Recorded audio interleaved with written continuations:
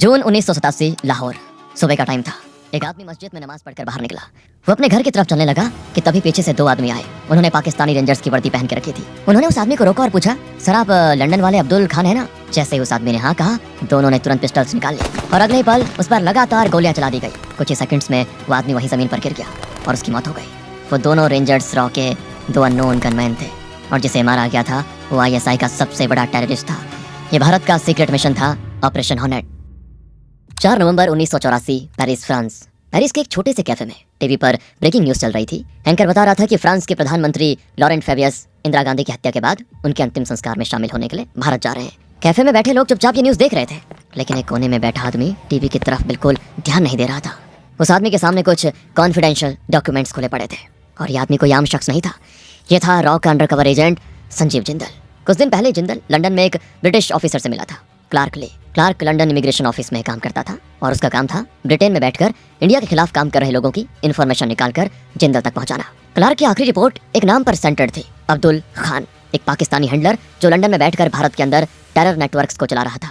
Reports के मुताबिक Abdul Khan India से आए खालिस्तानीज को ISI के सीनियर ऑफिसर से डायरेक्टली कनेक्ट कर रहा था और ये सारी मीटिंग्स अक्सर उसके घर पर होती थी और हर मीटिंग के बाद पंजाब में एक नया अटैक होता था। रिपोर्ट में एक और नाम बार बार सामने आ रहा था, BN संधू, इंडिया से आया हुआ एक खालिस्तानी ऑपरेटिव जो लगातार ISI के कांटेक्ट में था। कैफे में बैठकर जब जिंदल ने ये रिपोर्ट्स पढ़ी तो उसका खून खौल उठा। वो लगातार दिल्ली हेडक्वार्टर्स को ये इंटेलिजेंस भेज रहा था, लेकिन वहां से कोई रिस्पांस नहीं आ रहा था। उस वक्त राजीव गांधी भारत के नए प्रधानमंत्री बन चुके थे। दिसंबर 1984, दिल्ली। रॉ हेडक्वार्टर्स में सीनियर ऑफिसर अनुज भारद्वाज जिंदल के भेजे हुए अब्दुल खान से जुड़े कॉन्फिडेंशियल रिपोर्ट्स पढ़ रहे थे। रिपोर्ट्स पढ़कर खत्म होते ही भारद्वाज ने बिना वक्त गवाए एक ऑर्डर दिया, एजेंट जिंदल को तुरंत दिल्ली बुलाया जाए। कुछ दिनों के बाद जिंदल दिल्ली पहुंच चुका था। रॉ हेडक्वार्टर्स के एक सिक्योर रूम में उसकी मुलाकात अनुज भारद्वाज से होती है। भारद्वाज सीधा सवाल पूछते हैं, जिंदल तुम्हारा प्लान क्या है? और जिंदल बिना झिझक जवाब देता है, सर हमें किसी भी कीमत पर BN संधू को पकड़ना होगा। पाकिस्तान और ISI उसके साथ मिलकर भारत में कुछ बहुत बड़ा करने वाले हैं। भारद्वाज पूछते हैं, तुम श्योर हो? तो जिंदल कहता है कि yes sir, ISI chief Akhtar Abdul Rahman खुद संधू को सुपरवाइज कर रहा है। भारद्वाज फिर पूछते हैं, तो प्लान बताओ? और जिंदल सारा प्लान समझा देता है। अनुज भारद्वाज इस ऑपरेशन को ग्रीन सिग्नल दे देते हैं और इसी पल एक नया कोवर्ट मिशन जन्म लेता है। इस मिशन का नाम रखा जाता है ऑपरेशन हॉर्नेट। कुछ ही हफ्तों के बाद जिंदल लंदन पहुंच जाता है। एक बिल्डिंग के अंदर पार्किंग लॉट में उसकी मुलाकात होती है एक आदमी से, एजेंट मोहन। मोहन को खुद अनुज भारद्वाज ने ट्रेन किया था और वो पहले भी कई हाई रिस्क सक्सेसफुल ऑपरेशंस का हिस्सा रह चुका था। ऑपरेशन हॉर्नेट को 2 हिस्सों में बांट दिया गया। पहला इंटेलिजेंस कलेक्शन, इसकी जिम्मेदारी थी क्लार्क ली और एजेंट मोहन के पास। दूसरा कोवर्ट ऑपरेशन, इस पूरे फेज को सुपरवाइज करने का जिम्मा दिया गया था एजेंट संजीव जिंदल को। 2 साल पहले 1983, वियना, ऑस्ट्रिया। उस वक्त एजेंट जिंदल वियना शहर में एक्टिव था। इस फेज में उसका कोड नेम कुछ और था।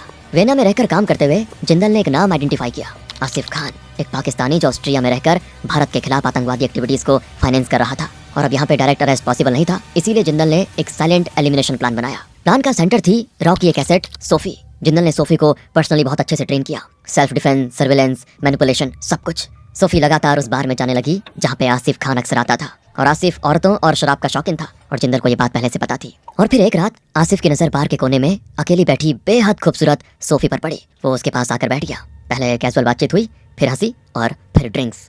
काफी रात हो गई थी। आसिफ ने सोफी को घर ड्रॉप करने का ऑफर दिया। दोनों कार में बैठे और बातचीत और ज्यादा क्लोज होती गई। तो सोफी मुस्कुराते हुए कहती है, गाड़ी में सब कुछ, कहीं और चलते हैं ना। आसिफ उसे अपने घर ले जाता है। घर पहुंचकर आसिफ किचन में जाता है खाना बनाने के लिए और सोफी ड्रिंक्स प्रिपेयर करती है। दोनों साथ साथ खाना खाते हैं, ड्रिंक्स लेते हैं और रात वहीं गुजर जाती है। और फिर सुबह 6 बजे सोफी की नींद उठती है तो सबसे पहले वो आसिफ की नब्ज चेक करती है। नब्ज नहीं चल रही थी। आसिफ खान मर चुका था और सोफी बिना पैनिक के पूरी ट्रेनिंग के साथ सारे सबूत साफ करती है और घर से निकल जाती है। Mission complete. जिंदल का प्लान सक्सेसफुल हो चुका था और ये ऑपरेशन दिल्ली की परमिशन के बिना किया गया था।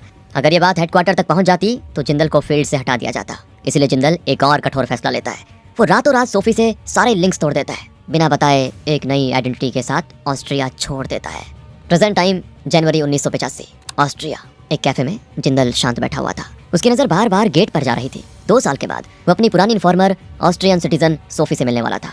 थोड़ी देर के बाद सोफी कैफे में एंटर करती है। उसके चेहरे पे गुस्सा साफ दिख रहा था। वो सीधा जिंदल से कहती है, तुम कहाँ थे? अचानक कहाँ गायब हो गए? क्यों गायब हो गए? तुमने सिर्फ एक रिस्की ऑपरेशन के लिए मैंने इस्तेमाल किया। मुझे समझ नहीं आ रहा तुम मेरे दोस्त हो या दुश्मन। जिंदल कुछ नहीं बोलता, वो चुप रहता है क्योंकि मिशन के बाद एसेट को इमोशनली कट ऑफ करना ये भी जॉब का हिस्सा था।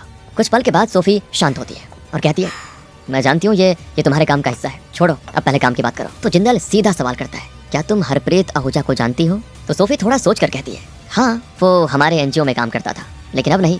जिंदल टेबल के नीचे से एक लिफाफा निकालता है, अंदर $10,000 होते हैं। वो कहता है कि किसी भी तरह इस आदमी का पता लगाना है। सोफी लिफाफा उठाती है, बस इतना कहती है, तुम्हारा काम हो जाएगा, और कैफे से चली जाती है।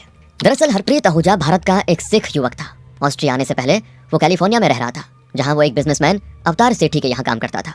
अवतार सेठी वो आदमी जो बीएन संधू के पूरे नेटवर्क को फाइनेंस करता था।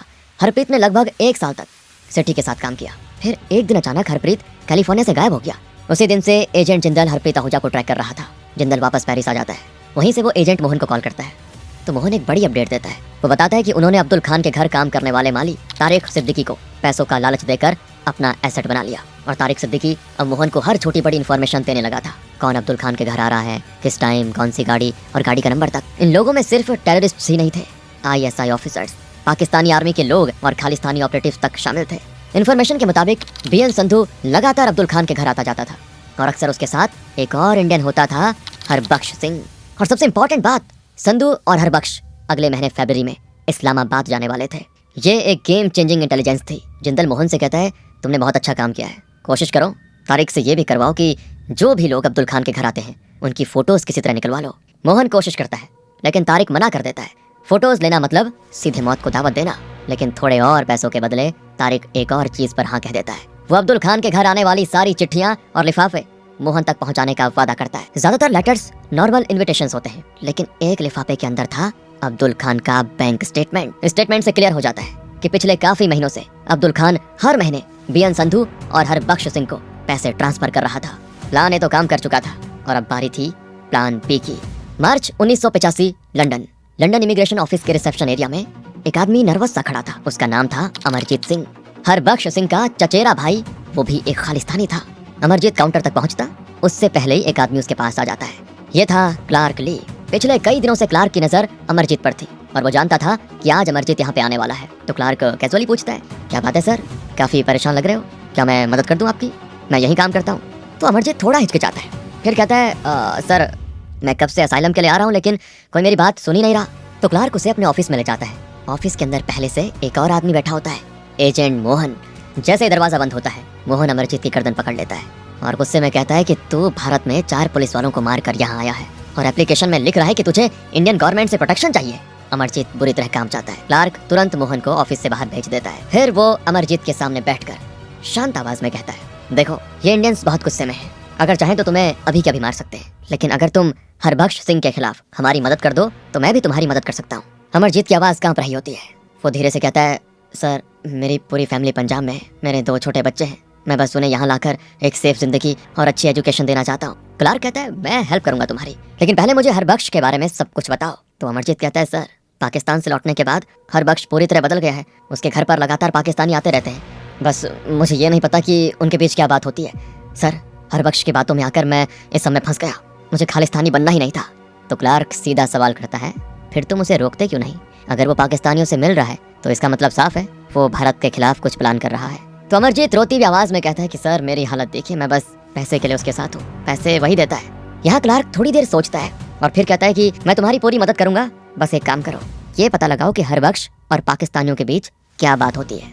क्लार्क उसे कुछ पैसे देकर वहां से भेज देता है। उधर पेरिस में एजेंट जिंदल मोहन और क्लार्क के काम से बड़ा खुश था, लेकिन एक बात उसे परेशान कर रही थी, सोफी। उससे मिले हुए लगभग 3 हफ्ते हो चुके थे, लेकिन अभी तक सोफी की तरफ से कोई खबर नहीं आई थी। अप्रैल 1985, अचानक जिंदल के फोन पर कॉल आता है। कॉल सोफी का था। वो सीधे कहती है, तुम्हें ऑस्ट्रिया आना होगा, मुझे कुछ बहुत इंपॉर्टेंट मिला है। 6 अप्रैल 1985 जिंदल ऑस्ट्रिया पहुंचता है। एक कैफे में उसकी और सोफी की मुलाकात होती है। सोफी कहती है, जनवरी में तुमसे मिलने के बाद मैंने हरप्रीत आहूजा को ट्रैक करना शुरू किया। ट्रैक करते करते सोफी इस्ब्रक शहर के एक रेस्टोरेंट तक पहुंचती है।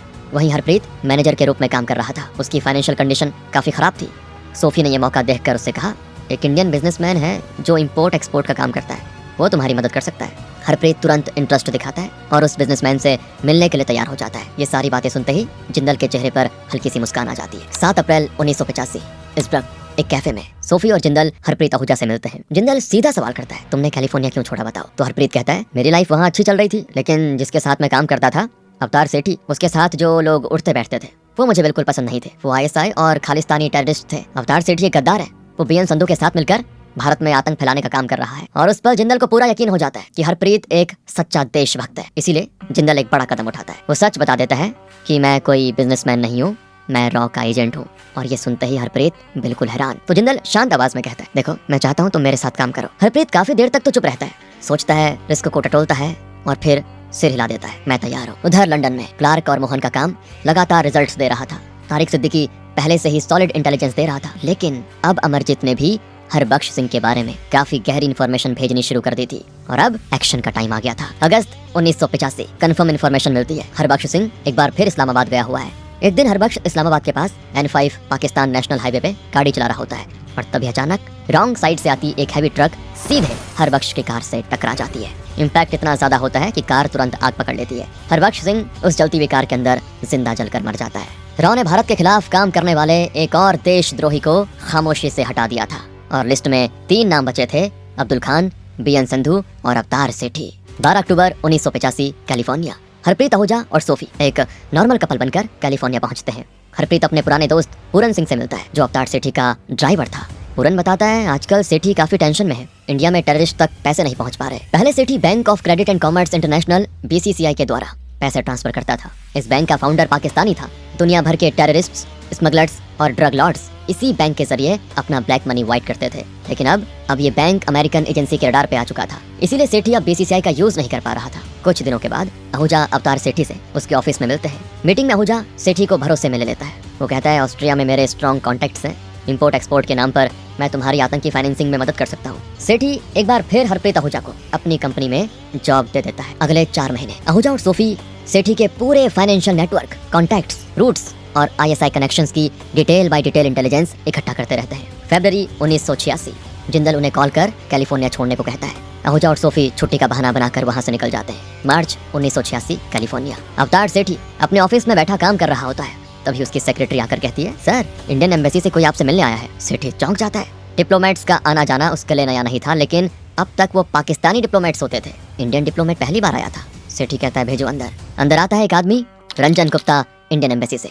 सीधा बोलता है, मिस्टर सेठी, हमें आपके और BN संधू के बारे में सब पता है। हमें ये भी पता है कि आप ISI और अब्दुल खान के लिए काम कर रहे हो। तो सेठी एक्टिंग करता है, अरे ये आप क्या कह रहे हैं, मैं तो एक ईमानदार बिजनेसमैन हूँ। रंजन गुप्ता कोई बहस नहीं करता, वो एक फाइल उठाकर सीधा सेठी के टेबल पे पटक देता है। फाइल के अंदर बैंक रिकॉर्ड्स होते हैं, संधू और अब्दुल खान के साथ सारी फाइनेंशियल ट्रांजैक्शन के सॉलिड प्रूफ्स। और ये देखकर अवतार सेठी का चेहरा उतर जाता है। रंजन गुप्ता ने सेठी की आंखों में सीधा देखकर कहा, मिस्टर सेठी, अगर तुम जिंदा रहना चाहते हो तो अब सब सच बता दो। ये सुनकर अवतार सेठी बिल्कुल टूट जाता है, सारी एक्टिंग खत्म हो जाती है। वो रोते हुए अब्दुल खान और BN संधू के पूरे नेटवर्क का सच उगल देता है। इसके बाद रंजन गुप्ता सेठी को कैलिफोर्निया के ही एक सेफ हाउस में शिफ्ट करा देता है। वहीं पहले से मौजूद होता है एजेंट मोहन।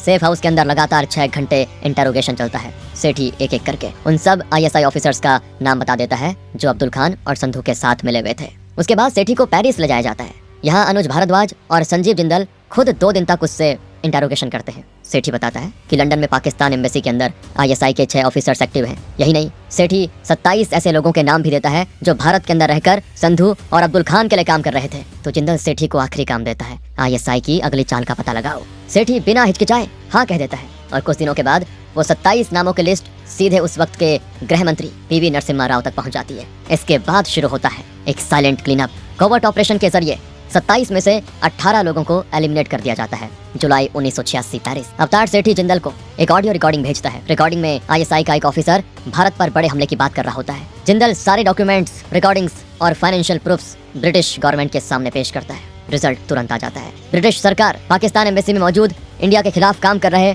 ISI एजेंट को UK से तुरंत रिपोर्ट करने का ऑर्डर दे देती है। और इस मामले पर PM राजीव गांधी खुद ब्रिटिश PM मार्गरेट थैचर से फोन पे बात करते हैं। थैचर प्रॉमिस करती है कि BN संधू के खिलाफ एक्शन होगा। नवंबर 1986 लंदन। BN संधू अपने घर में मौजूद होता है जब अचानक लंदन पुलिस वहां पे पहुंच जाती है। संधू को अरेस्ट कर लिया जाता है। उसके साथ उसके 5 सबसे करीबी साथी भी पकड़ लिए जाते हैं। लंदन में ISI का पूरा नेटवर्क बुरी तरह से हिल जाता है। लेकिन अब्दुल खान अभी भी खुला घूम रहा था। उसे लग रहा था रॉ का असली टारगेट संधू था, वो नहीं। इसीलिए वो बिल्कुल टेंशन फ्री था। जून 1987 लाहौर। अब्दुल खान अपने होम टाउन लाहौर आया हुआ था। एक सुबह नमाज पढ़कर जब वो मस्जिद से घर की तरफ जा रहा होता है, पीछे से पाकिस्तानी रेंजर्स की यूनिफॉर्म पहने 2 आदमी उसके पास आते हैं। एक पूछता है, भाईजान आप ही लंदन वाले अब्दुल खान है ना? अब्दुल खान कहता है, हाँ मैं ही अब्दुल खान हूँ। क्या काम है मुझसे बताओ? बस इसी जवाब के साथ दोनों रेंजर्स पिस्टल्स निकालते हैं और लगातार 9 गोलियां अब्दुल खान के सीने में उतार देते हैं। गोलियों की आवाज सुनकर आसपास के लोग घरों से बाहर आने लग जाते हैं। तब तक वो दोनों रेंजर्स मोटरसाइकिल पर बैठकर वहां से गायब हो चुके होते हैं। सालों से भारत में आतंक फैलाने वाला अब्दुल खान अपने ही देश में दिन दहाड़े मारा जाता है। ऑफिशियल वर्जन में लाहौर पुलिस कहती है ये बिजनेस राइवलरी का केस है, लेकिन आईएसआई हेडक्वार्टर्स में भूचाल आ चुका था, क्योंकि सच ये था भारत की इंटेलिजेंस एजेंसी उनके घर के अंदर घुसकर उनका सबसे बड़ा ऑपरेटिव को मार चुकी थी। ये था भारत का आतंक के खिलाफ जवाब, ऑपरेशन हॉर्नेट।